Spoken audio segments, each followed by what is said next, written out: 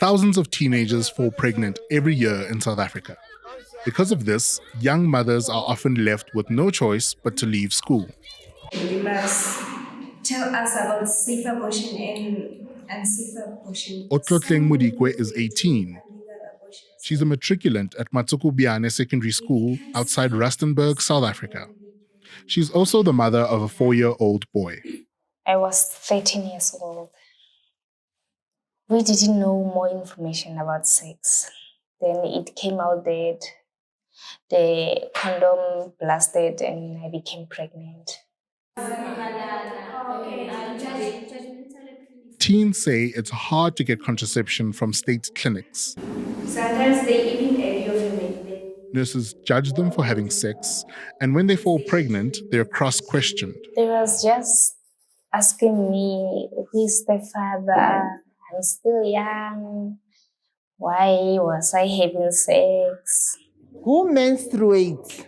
In Kanana village, a grade 8 class meets for their weekly life orientation class, which today includes a sex education lesson. Right. Who knows what is sex? These lessons start in grade 4, but teens say it's often not enough. I think there are parts that are missing because they won't tell us about different kinds of preventions. They will just tell us about abstaining. I think the lack of information ka the contraceptions.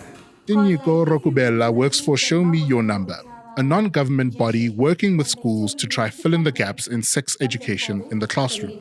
In a typical after-school session with high school girls, they'll talk about sexual health and societal pressures.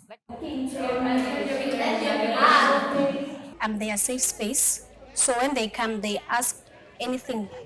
The main thing that they ask about is all about contraceptions, like how to prevent pregnancy, how to be an independent young woman. Comprehensive sexuality education was first introduced in the South African curriculum in the year 2000. In 2019, scripted lesson plans were introduced to help teachers cover these lessons. These classes include discussions on gender-based violence and power dynamics in relationships. No, that one I don't support. Teachers aren't always comfortable talking to learners about sex. This can make learners feel awkward. Let's say next month. Sometimes I feel so. Even now, we are being taught all over a man. Like, I won't be able to go and talk to and tell him that I'm in a current situation, so I don't know how should I find a solution. Please help me. More information about sex in open talks, even in a classroom, is also changing mindsets.